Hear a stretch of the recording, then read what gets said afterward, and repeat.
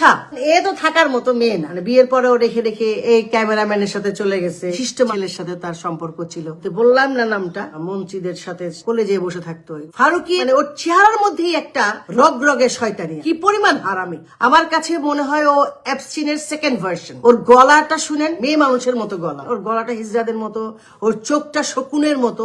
ওর প্রথমে ঝগড়া লাগবে ওর বউয়ের সাথে, তারপর নিজে নিজে মারা যাবে। ফারুকির শাস্তি হোক এটা চাই। ওরা হচ্ছে ভয়ঙ্কর। ওরা ভাবছে বাংলাদেশে কোনোদিন আওয়ামী লীগ আসবে না।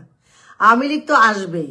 আওয়ামী লীগ আসার পরে তোরা কোথায় যাবি এটা ভাববি। আর তুই যাইতেও পারস, তুই নিজেরে মেরে ফেলাবি। এই ফারুকি ও নিজে মরে যাবে, কারণ ও এত ক্রাইম করছে। ওর প্রথমে ঝগড়া লাগবে ওর বউয়ের সাথে, তারপর নিজে নিজে মারা যাবে। কারণ এ তো থাকার মতো মেয়ে না, কারণ এখন পয়সা ইনকাম করছে। কারণ এর ঘটনাও অনেক আছে। এ মানে বিয়ের পরেও রেখে রেখে এই ক্যামেরাম্যানের সাথে চলে গেছে, এখানে চলে গেছে, ওখানে চলে গেছে। তারপরে আমাদের একজন বিশিষ্ট মানুষের মানে ছেলের সাথে তার সম্পর্ক ছিল। আমার তো মনে হয় এইসব ভাষার প্রবর্তক হচ্ছে ফারুকি, এবং সে লাল পাসপোর্ট জমা দিয়েছে পালিয়ে যাওয়ার জন্য, কারণ সে অস্ট্রেলিয়াতে ছিল। তো ফারুকি আর কত ভালো হবে।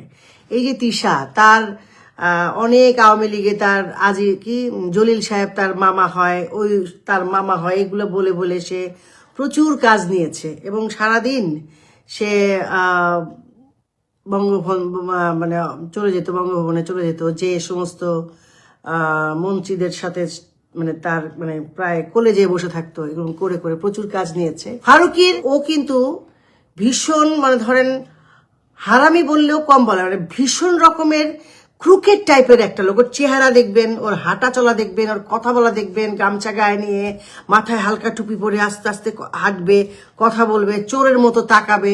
ওর সমস্ত কিছুই কিন্তু ভীষণ রকমের একটা মানে ভয়ার্ত টাইপের মানুষ ওকে দেখলে। এবং এই যে তিশা সেম থিং, তার ব্যবসা হচ্ছে কিভাবে ব্যবসা আনবে।